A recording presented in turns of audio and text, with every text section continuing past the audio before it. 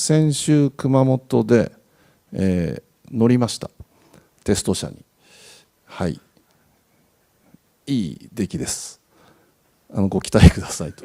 具体的な排気量とかは言えないんですけど、はい、いずれにしてもコンパクトなエンジンと、コンパクトなボディで、軽量でありながら、全領域で電子制御による下級ということで、とてもパワフルな仕上がりになっています。まだテスト車なんですけれども、これから目標に向かって引き続き本気で開発してまいりますので、期待してください。はい、以上です。